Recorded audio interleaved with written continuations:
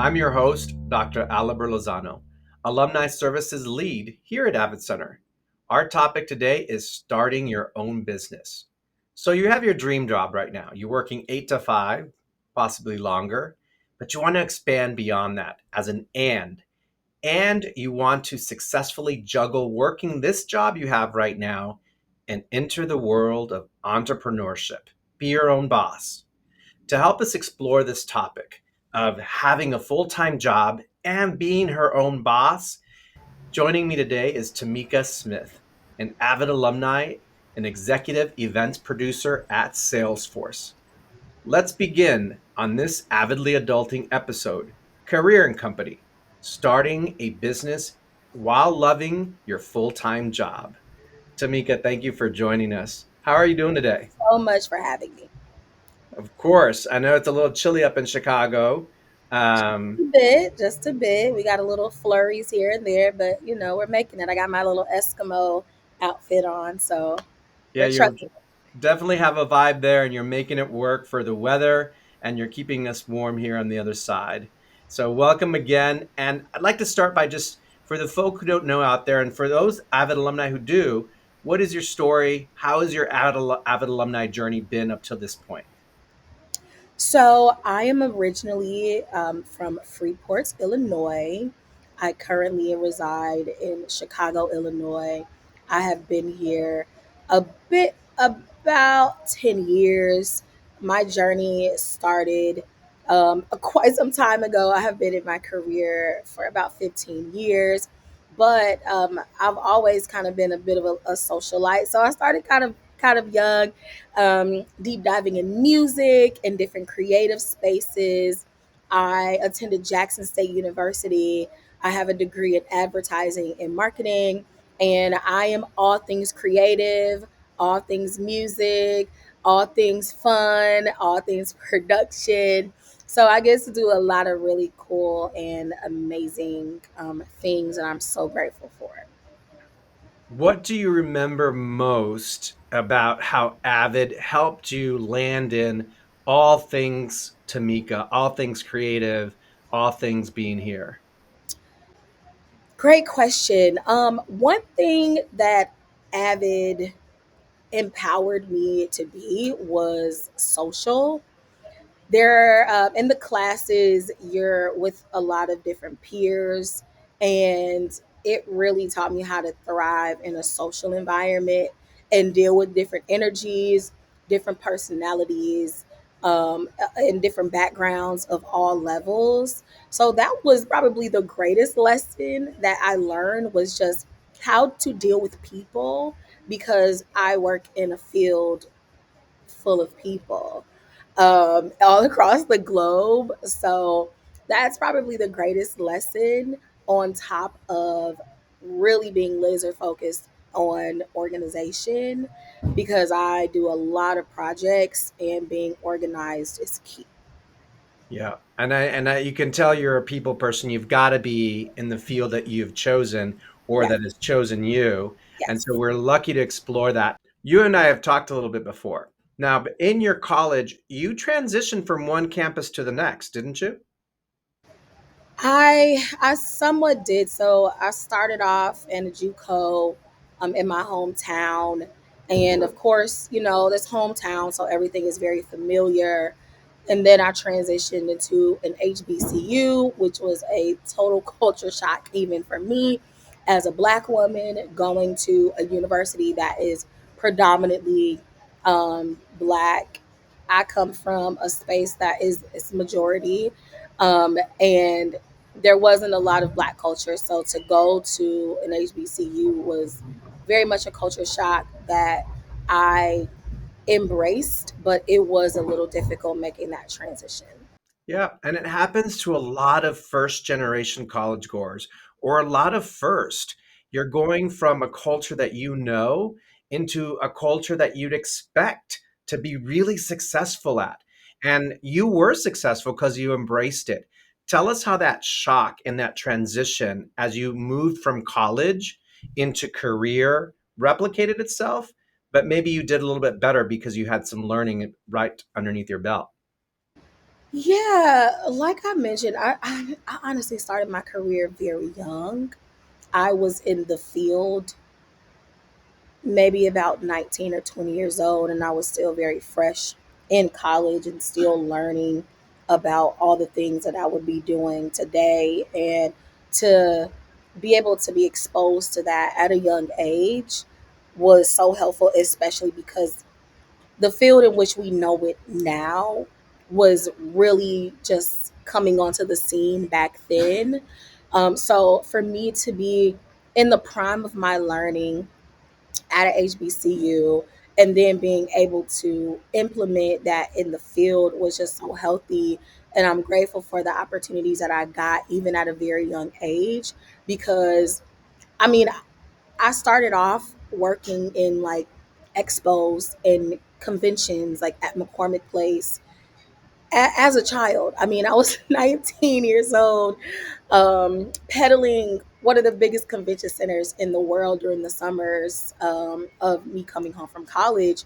And now to see me running huge activations, building these crazy exhibit booths on the floor, even 10 and 15 years later, is just like very much full circle. So if it wasn't really for that learning early on, I wouldn't be as strong as I am now. But I still have so much more to learn because I work in a field that is always evolving and always changing and always innovating itself. So just to stay on top of the trends and different technologies, that's really key. Like learning is lifelong, and that is one thing that Avid also taught me is that you'll always be a student of the field. You'll never really be a master. But I love learning, so I'm always up for the challenge. I know you are. And while you're learning, we're going to end about how your desire is to give back. And you have so much to give based on your learnings and experience. For our subscribers, McCormick Place is a huge convention center in Chicago. So if you heard it referenced, you're going to hear it again. But let's get to it.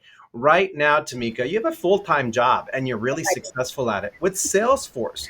It Yes. is a world company that it's in almost every business that we know about it. What is your role at Salesforce currently? I know I mentioned your title. I am an executive events producer or an executive events coordinator, if you will. My role is to produce very world class events and activations in the Chicago Tower of our company. Salesforce is a global tech company with towers literally all over the world. And we really focus on customer meetings, um, keynotes, receptions, employee activations. We really bring the fun to the tower and we provide white glove service to everyone who comes to our location for any special occasion. Yeah. And those activations, those occasions, if we already know, run beyond our normal 8 to 5. So let's get down to it. You also chose to be an entrepreneur. So you were standing on top of that metaphorical tower or actual tower there in Salesforce, overlooking the city. You said, and I have a dream to be my own boss. Tell me about your entrepreneurial start. So I actually started my company, which is called Eyekhan Studios. All right, spell that for us. Let's just make sure people can take a look Yes. at it. It's spelled Eyekhan Studios, and it's a bit of a play on words because I look at myself as a visionary that supports other visionaries. And I is like the saying I because it's all about vision. And I was just kind of trying to create a cool spelling name because it's all about creativity. So I call my company Eyekhan Studios because we create iconic experiences, right? And I started my company in 2021 in the middle of the pandemic. And the reason why I started my company, it wasn't because I wanted to, it was because I had to, because I wasn't working anymore. The company that I was working for, unfortunately, had come to a halt because of the pandemic. And my former boss, now one of my closest friends, he encouraged me to start my own business because he's like, Tamika, I don't know how you were able to find the opportunities that you found while working for my company, but just imagine the opportunities that you could cultivate for yourself. So he really encouraged me to start my own business. And I had to go through the process of actually learning how to run a business, which I'm still trying to figure out. But he really he empowered me to do that, and I'm so grateful that he did. That's excellent because to start your own business, you said one, for you, it started out of necessity. Yes, Two, someone identified what you currently had as potential, similar to Avid. What's your fullest potential? And yes, three, it's your passion and your joy. yes. So while your days is 8 to 5 and longer working your current job, you added more to your plate to be an Uh, entrepreneur. Take us through those initial days when you said, what are the first steps then? I have a passion, I have a gift to fill the gap in this world. yeah. So how did you start? Honestly, I've always been a bit of a busybody. I've always, for as long as I can remember, just been doing the most. Okay. Like, I have never done one thing, I have never done one job. I have always just done all the things.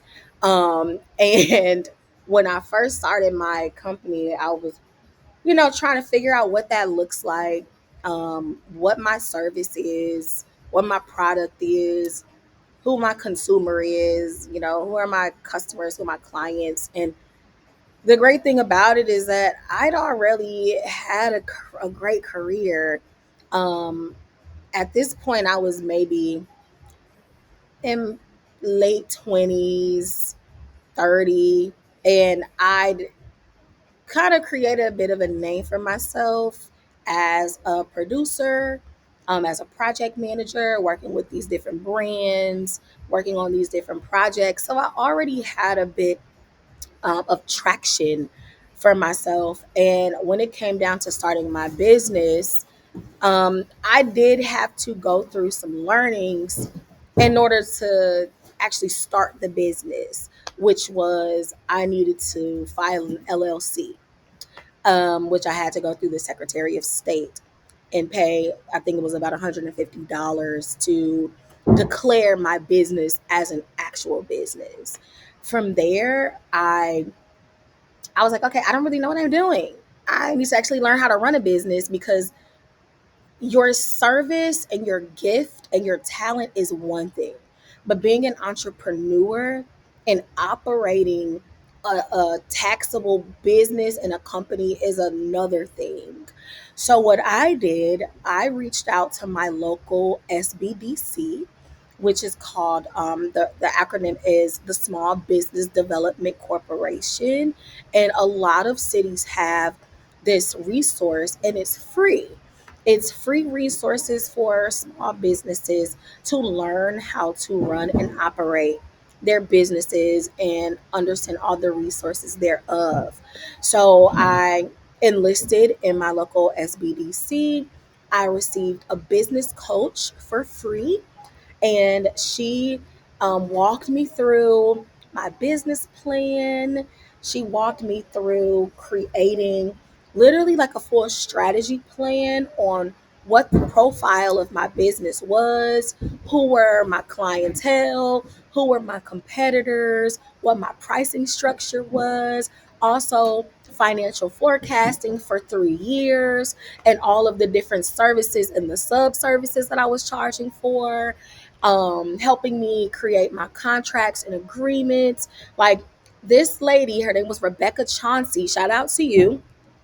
She literally held my hand to help me like understand what I needed to jumpstart my actual business before I actually started working for myself. So that process lasted quite a bit of time. Honestly, I still do one-on-ones with her because again, learning is lifelong. And business is always evolving and there are always new resources. So that was a great resource for me. And I highly, highly recommend if you ever want to start a business, find your local small business development corporation and get a business coach because it will literally help you in the long run. Good. And this is the boss lady that I was talking about Tamika earlier. You know, we have a passion and in the iconic studios that you have, and you know your consumer, you know your delivery, but then you started talking about all the smarts, all these technical terms, and you didn't do it on your own. I like that you reached out to local and free. You scared me when you said you now have a taxable business. It's scary. And I still am learning how to file taxes. Like it's a process, you guys. It is such a process and there's so many tricks and trades and oh my gosh, also shout out to Instagram University because there are so many great business owners that give you really give you code even in spaces like social media. But yeah, no, like it's a journey. Yeah, and it's good to hear that even other businesses, maybe even your competitors in this community, are helping one another. Because once you start talking about state and federal, that what you've got to dot your I's and cross your T's and start your LLC, make sure you have your taxable number. I mean, Yeah, these are the smarts that when someone has a dream and a passion, you need to make sure you're also following all of the regulations and you being a mentor. Having a mentor that you found that can give you some coaching for free, looking at your local small business opportunities is really great. An alumni once said, an avid alumni on stage as they were speaking, that the only time he ever looks down is when he's looking down to pull someone up and give him a hand. And that's wow, what you're doing here. You're giving us a hand to say, I have a dream job right now, but I also want to aspire and be my own boss. What are the first steps that follow along with my passion, my drive, my determination, my persistence, and my work ethics? And it includes making sure that you also take all the right steps to yeah, file those. So absolutely. tell me, how do you balance these two ambitions? How are you not burning the candle at both ends? um it's late nights and early mornings for me.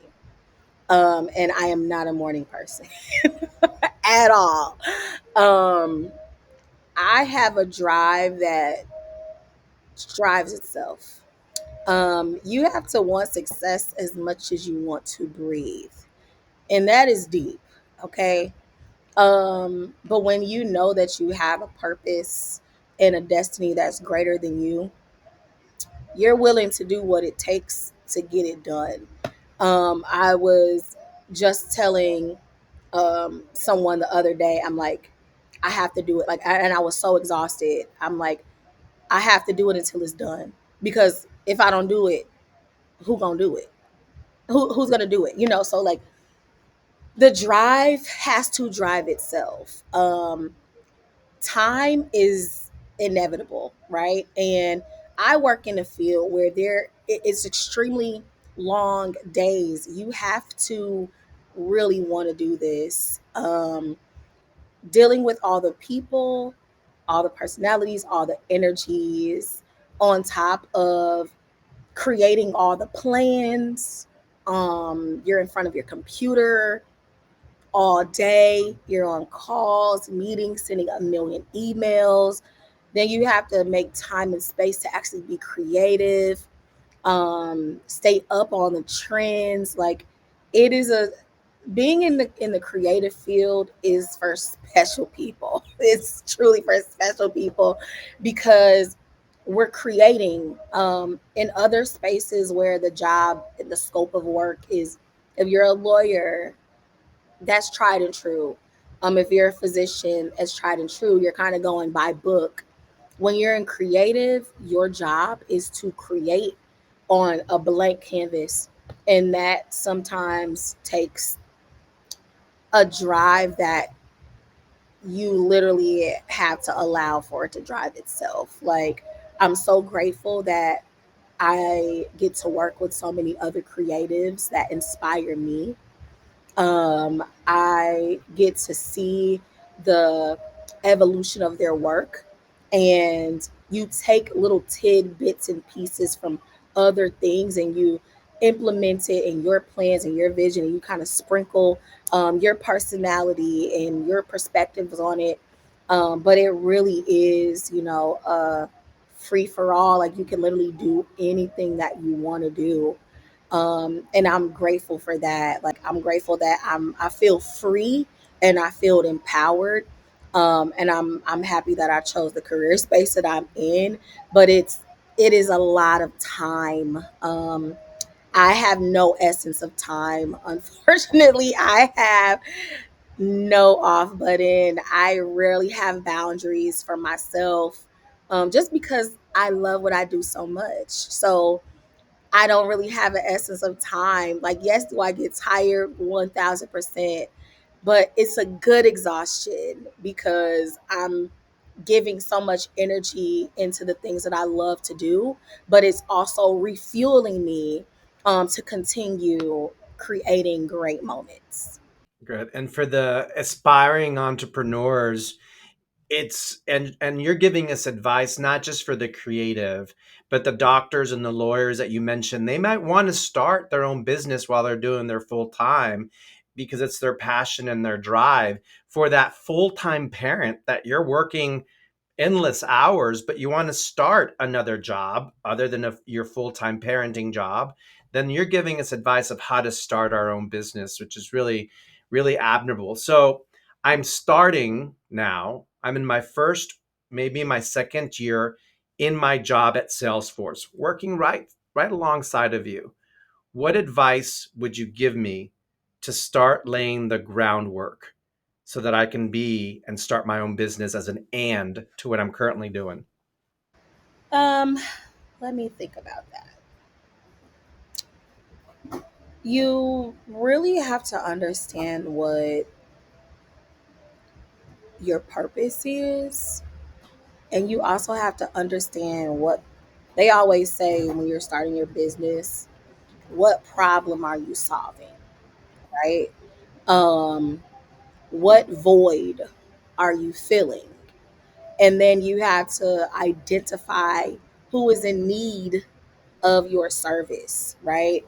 And that comes through strategy and business planning, because you can start a business, but if you ain't got no customers, then it's kind of, it's kind of null and void. So really understanding what um, what you are the solution to, and then from there, you kind of gotta go into a little shell and actually sit down and do the grunt work. Um, One thing that is very big in my field is plans. We create project plans. We do these strategy decks, because if you have a vision, I actually just did a keynote on this. If you have a vision, you have to write the vision and you have to make it plain that those who may read it will run with it. And that is in the word. That is Bible. That is Habakkuk 2 and 2. And it comes right back full circle to today. Write the vision.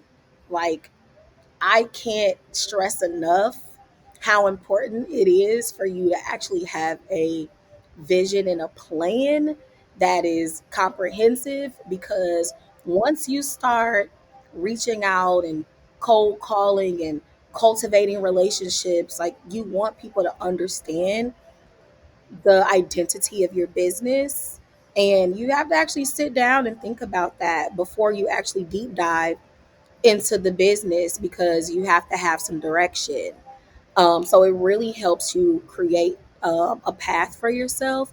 And honestly, that's the part of the work that most people don't want to do. They don't want to sit down and create plans and sit down for hours doing strategy calls. Like, it's tedious work, but it is so important, because that's honestly how you get through all of these different um you know red tapes that are out there. Like, even if you're applying for grants, if you're applying for different programs, like, people want to be able to understand who you are, the identity of your business, and what um, what problem you're solving.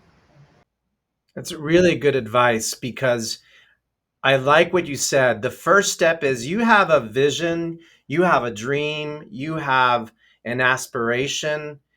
Our founder of Avid, Mary Catherine Swanson, and I'm going to paraphrase. She said, how do I know what I think until I see what I write?" And that comes down to what you said. The first thing that I got to give you is you've got a vision, you've got passion, you've got to write it down. And as you said earlier, it's tedious and hard work. You don't have to do it alone. Seek the small business opportunities that are in your area to help you start from the beginning and a structured way. Now, this is a similar question. What's one thing that you wish you had known earlier about how to start a business while employed that you know now that you wish you would have known when you first started your own? I don't know how to answer that question. Maybe because you're I still was learning. yes. Oh my gosh. Like, again, I started my company um, out of a necessity, right? And because I was in my career already, I just knew that it was money to be made out here. But I guess I wish I would have known um, how to foster m- my personal brand presence, because it wasn't something that I was really like doing at first. I'm just now trying to like create a greater personal brand presence.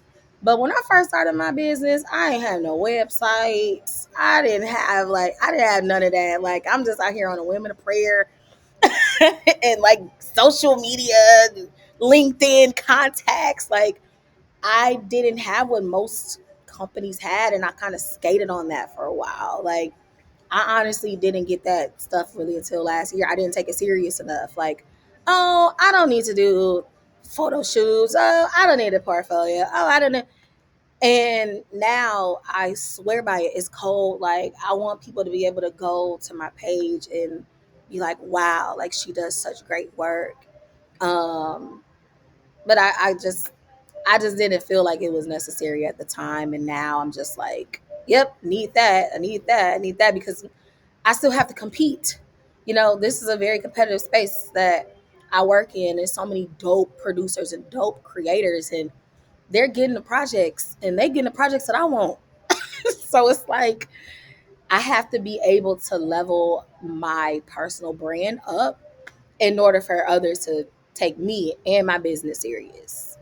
It's a good balance of advice that you said. You've got to write your business plan and you've got to think about your brand as you're thinking about what product or service and consumer or void you want to fill in the market.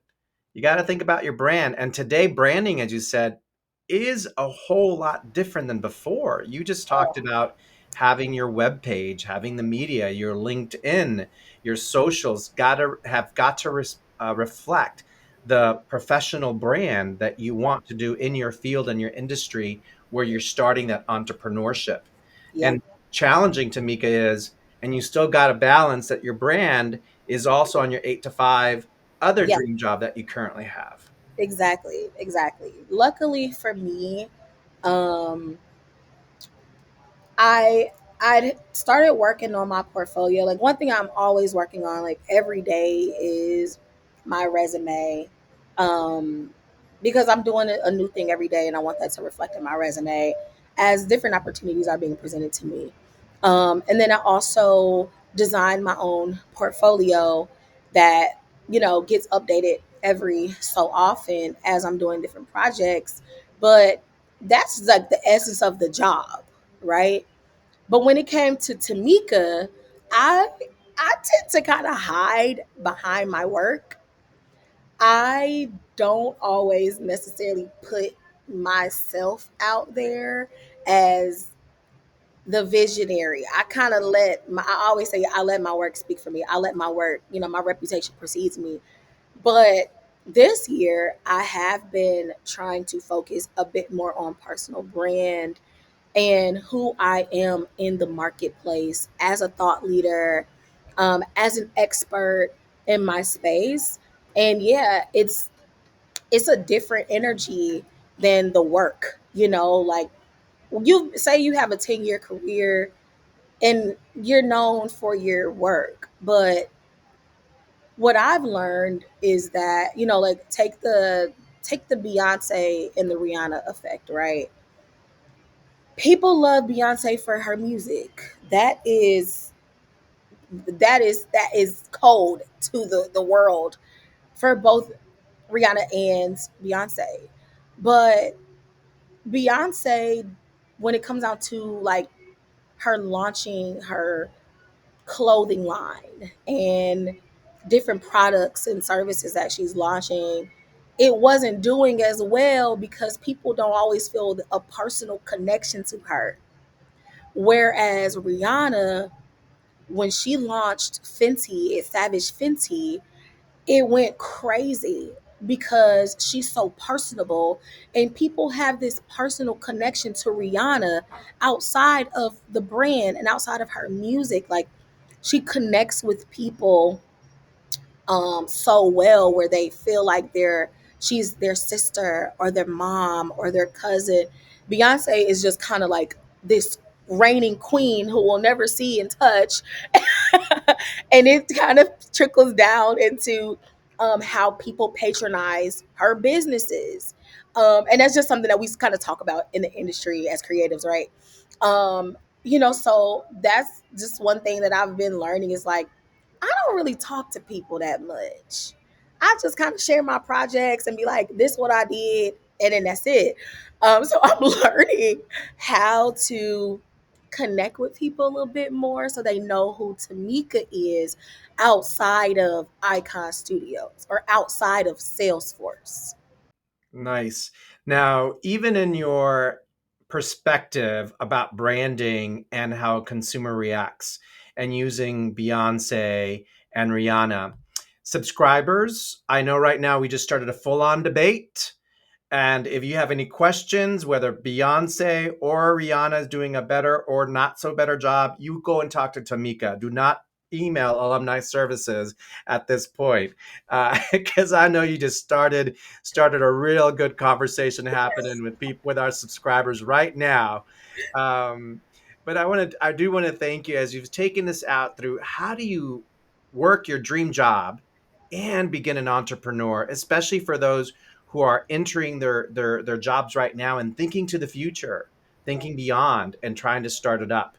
We've shared some of the basics, which is you must make sure you register your business. There are obtain an employer identification number, and it's free to do so and necessary for tax and legal purposes, as we talked about that. Secure licenses and contracts. You mentioned that in permits and open a business account under your name. That's just to name a few. And I like that you talked about these services and knowledge is free. You can also go into the IRS website and there's a checklist Yep. because taxes, again, state and federal. I'm scared. Tamika's still scared and trying to learn and follow them. So when you're starting your own business, make sure that you, with your vision, you also know what you think until you see what you write and check off all of those boxes. As we leave today's, Tamika, if you could leave our audience with one key takeaway about balancing career, your full-time job, in your case at Salesforce, in somebody else's case as a parent or as a mechanic, and this new job, entrepreneurship, what would it be? Hmm. I would say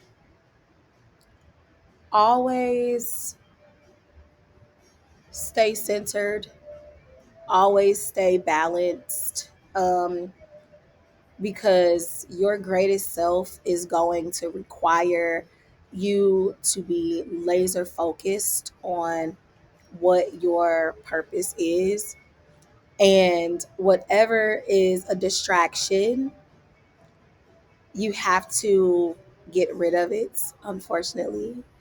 Focus is like the word of the year for me. because there are a lot of things that I am doing and want to do. So, if you can find time to just recenter and clear your mind, just find clarity, find balance within, that is so helpful because when you get into it, you're in it. And I am rooting for you that you stay true and authentic to the journey, but that you also are creating the impact that you need, to really take you and your business to the next level. But it is going to require focus, it is going to require late nights and early mornings, and it's going to require you to really keep your heart at a good posture, because there's going to be some difficult and frustrating moments, but anything worth having is worth fighting for. And if you really, want to see your business flourish, then just being focused and steadfast is what is going to keep you grounded. So that is really the best advice I can give. I am a living witness to that even to this day right now. Just staying grounded and staying true to who I am. Because I know that I can create a greater impact, and I'm excited to see what this year holds for me. Got it. And you are timing it perfectly. The advice you have is to be centered and focused. And what I heard you say also, that's to maintain balance, you're going to have to get rid of the noise. Yeah. And sometimes you're going to have to say, what do I stop, start, and continue doing to remain focused? And you don't know what's happened behind you, but right now, Salesforce is a busy company and there's someone setting up for the next event that's happening tonight. Yes. But you remain focused and clear and eliminate the noise with respect of the work that's happening around you. And that's what you've got to do.